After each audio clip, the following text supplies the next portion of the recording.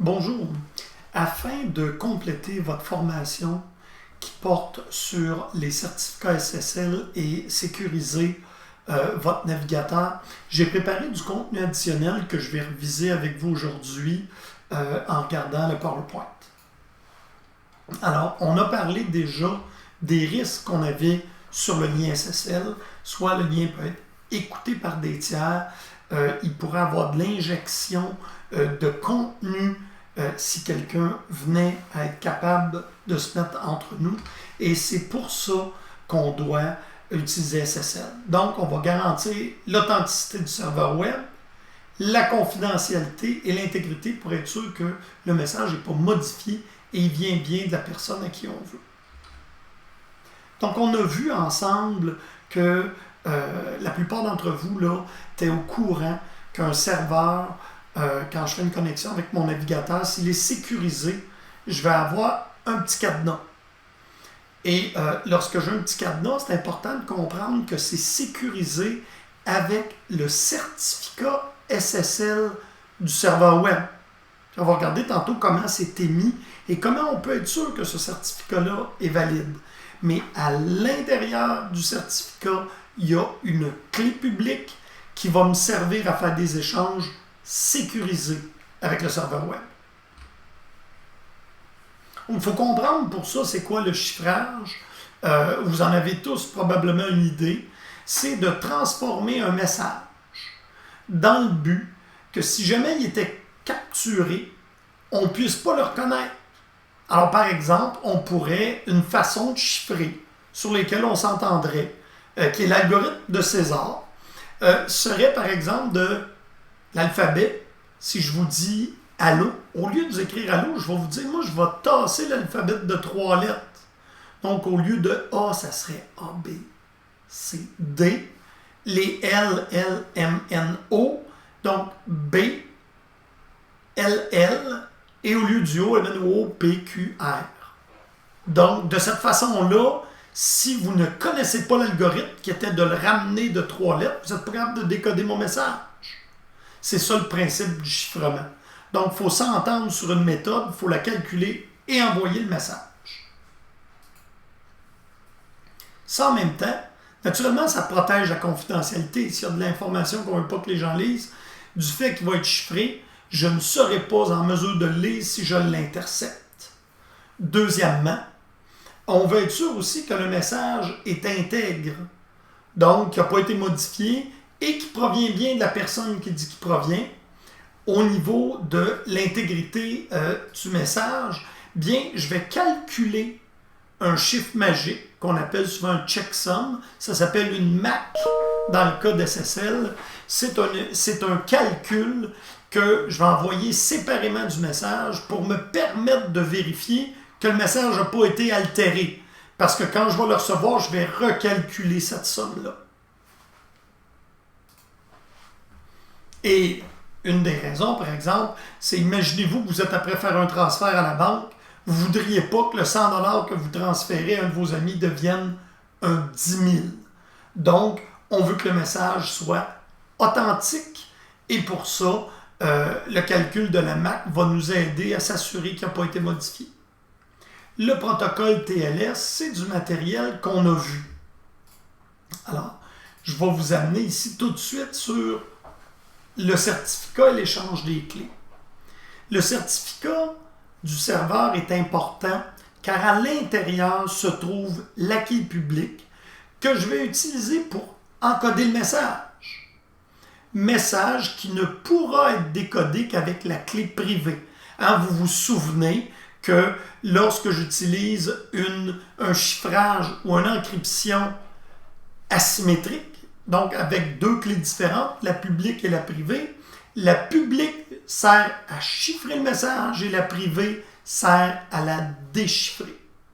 Et ça, c'est une méthode pour nous permettre d'échanger une clé secrète. Puis là, vous pouvez vous demander, oui, mais pourquoi cette histoire de clé secrète?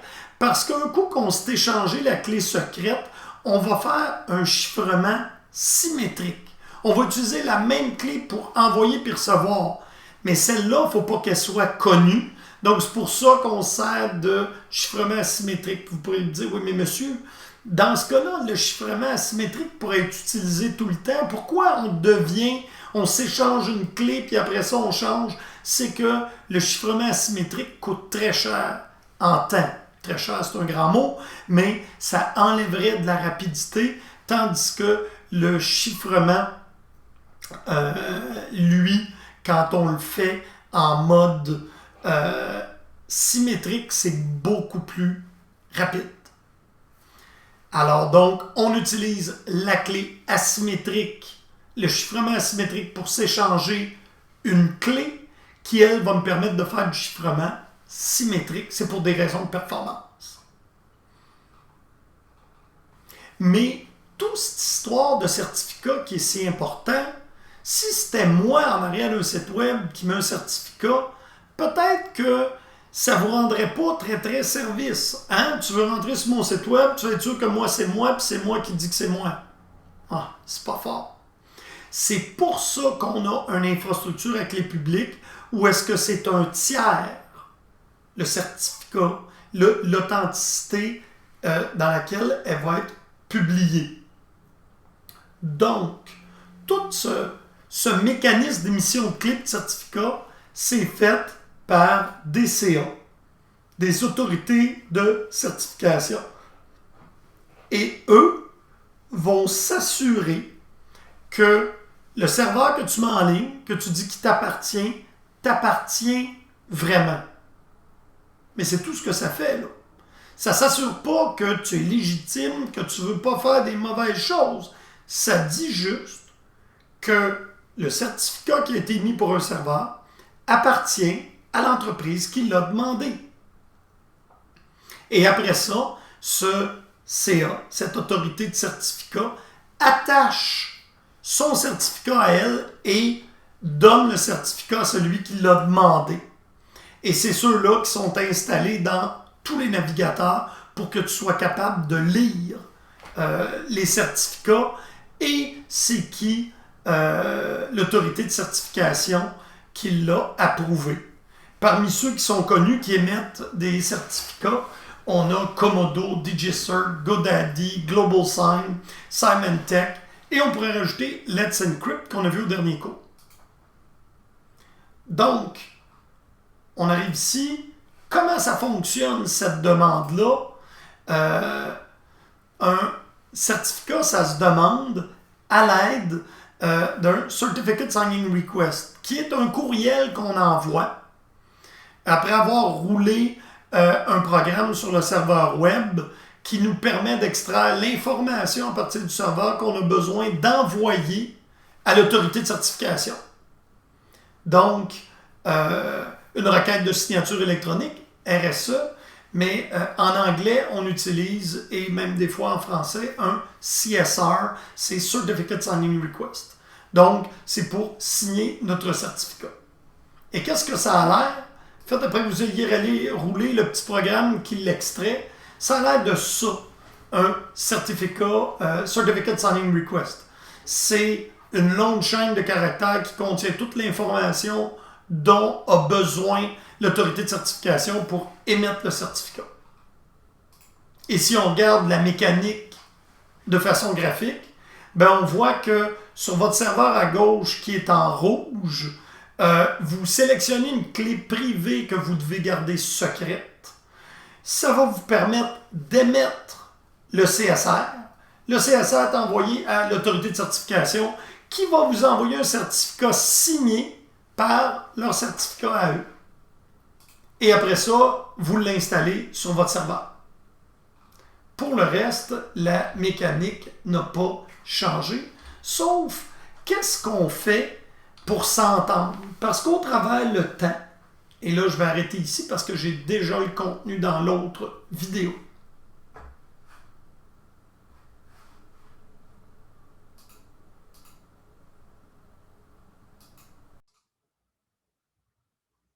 Donc, si on en vient à... Ça sert à chiffrer notre certificat et comment ça va chiffrer? Alors, la méthode la plus simple pour en discuter, ça va être de démarrer ma machine virtuelle. Elle est tranquille. Il n'y a pas rien qu'à vous que ça arrive.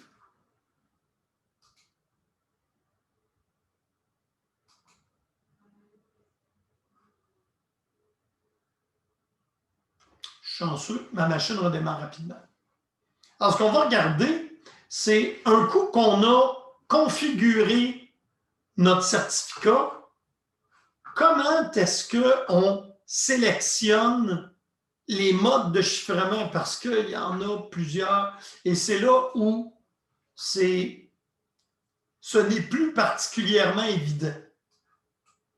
Sur la machine virtuelle que vous avez, Oracle a installé un serveur web et on va l'interroger pour lui demander c'est quoi la suite de chiffrement qu'il supporte. Parce que ça serait simple si je vous disais, bon, ben, tout se fait à l'aide de tel algorithme de chiffrement. Et je vais vous avouer, c'est pas ça. Déjà, vous savez qu'on va avoir à utiliser un chiffrement pour s'échanger une clé. Et un coup que la clé est échangée, on n'est plus en clé publique. On s'en va en clé privée. Ça ne sera pas le même mode de chiffrement. Il y a plusieurs choses à s'échanger dans une session SSL. On va aller regarder c'est quoi.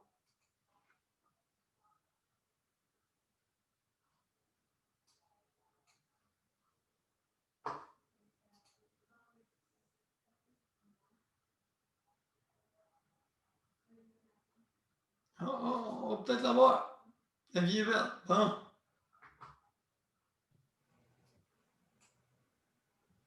Et pour ceux qui ont démarré leur machine virtuelle, vous pouvez vous aussi regarder c'est quoi la suite de chiffrement. La commande est ici.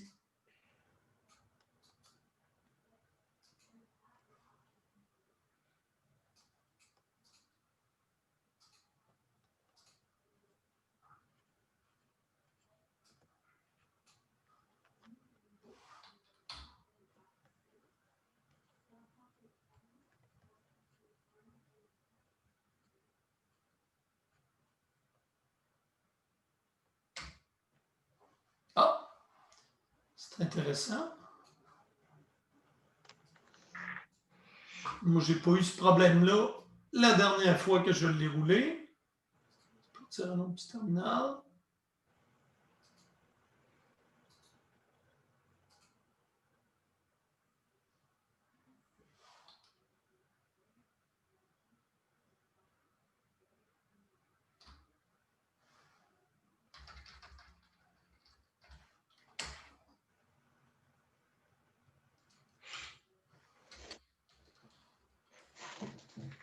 Ah, voilà. Il n'a pas aimé peut-être mon moins V. Et là, vous allez regarder ça, vous allez dire, monsieur, mais qu'est-ce que c'est ça? On va essayer d'y mettre. Oups. Ça, c'est Cypher.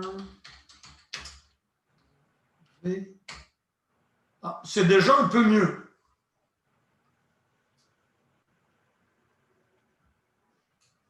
Et là, vous allez me dire, monsieur, mais c'est quoi tout ça? C'est tous les modes de connexion et de chiffrement que supporte mon serveur web. Et là, pour vous aider, on voit qu'on a TLS 1.2, SSL version 3.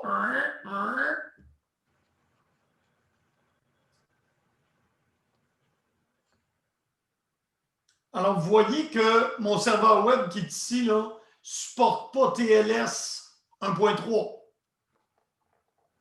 Pas là. TLS 1.2 le plus grand. AU. Qu'est-ce que ça veut dire, ça?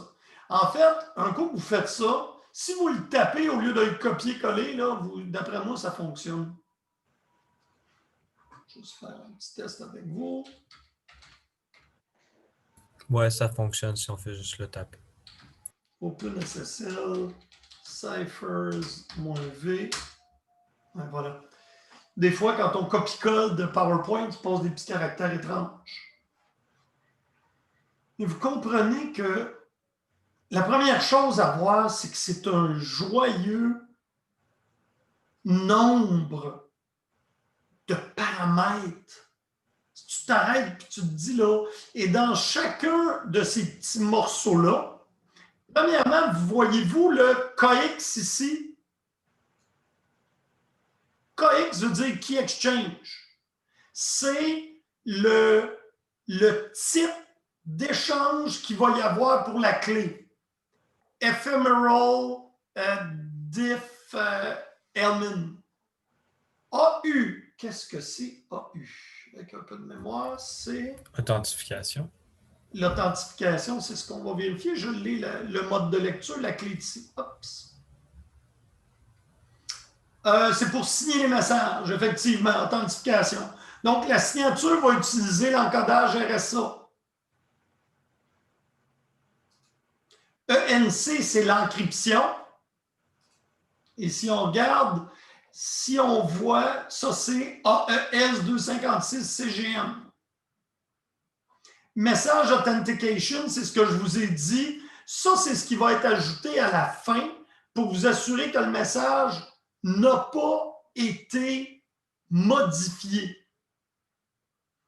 Alors, ce serveur web-là va discuter avec votre navigateur et dans l'ordre, va lui demander « Tu supportes-tu ça? Tu supportes-tu ça? » Puis il va descendre la liste.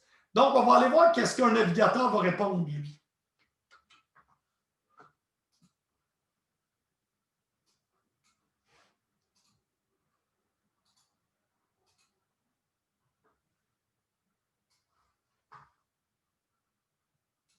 Allez-y.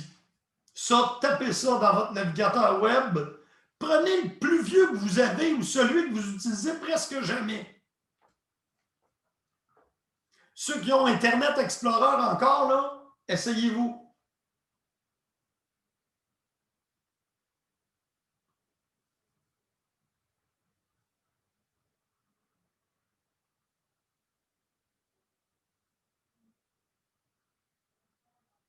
Il y en a-tu qui ont quelque chose d'autre que Probably OK?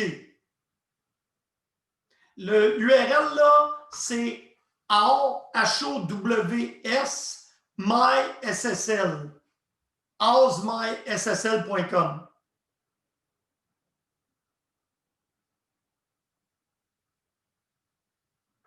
Il y en a-tu qui ont quelque chose d'autre que ce qui est écrit ici?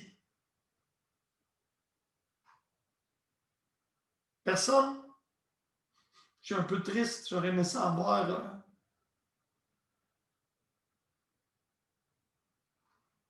Et là, voilà ce qu'on a. Ça, c'est la suite que supporte votre navigateur. Et là, pour faire la sélection, il va falloir qu'ils s'entendent et le navigateur et le serveur.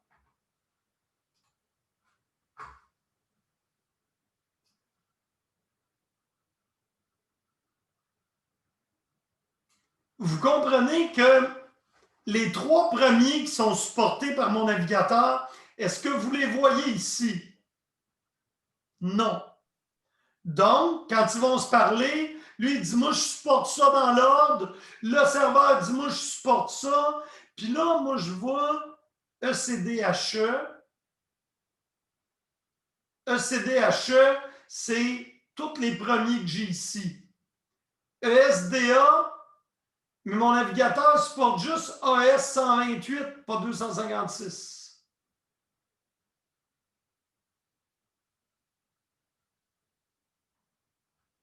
Et on descend en bas pour que je supporte 128, là. Alors, comprenez-vous qu'il passe au travers la liste et qui essaye de... Ah, je l'ai ici, ça, j'ai un DCHE, CDSA, AS 256 CGM, ici, SHA 384, c'est elle. C'est elle ici.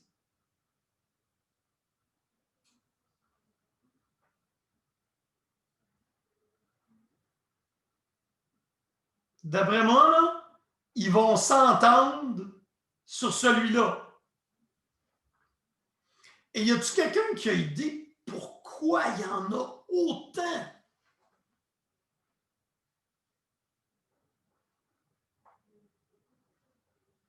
Parce qu'il y a différentes demandes en termes de sécurité. Presque. En fait, là, c'est que ceux du début, ils ont été craqués. Fait que là, on en fait un autre. Puis là, ça peut être pour l'échange de la clé, ça peut être pour l'encodage, ça peut être pour le calcul du checksum, ça peut être pour chacun de ceux-là, les algorithmes utilisés, naturellement, sont différents. Et pour chacune des composantes. Puis là, vous savez que tu as l'échange de la clé, l'authentification, l'encryption, puis le calcul du message authentication, le MAC.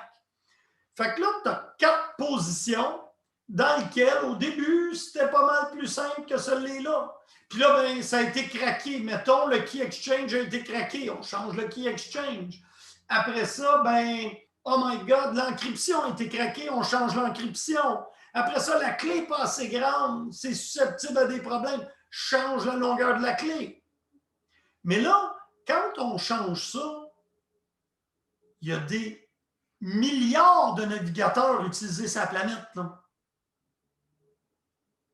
Comprenez-vous que je ne peux pas du jour au lendemain arrêter de supporter une version parce que théoriquement, ça voudrait dire que ceux qui l'ont ne pourraient plus me rejoindre.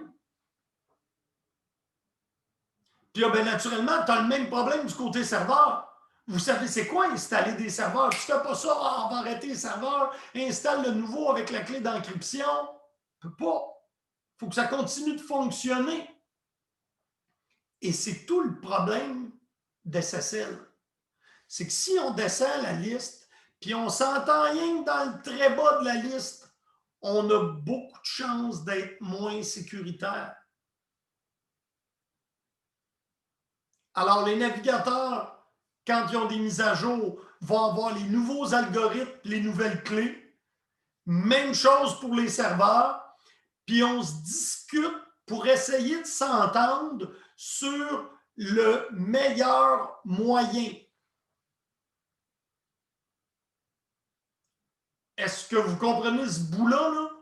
Fait qu'en plus de faire tout cet ouvrage-là, il faut avoir les mêmes algorithmes. Moi, quand j'encrypte mon message, il y a plusieurs façons de chiffrer un message. Donc, il faut que le navigateur et le serveur s'entendent sur la méthode de chiffrement.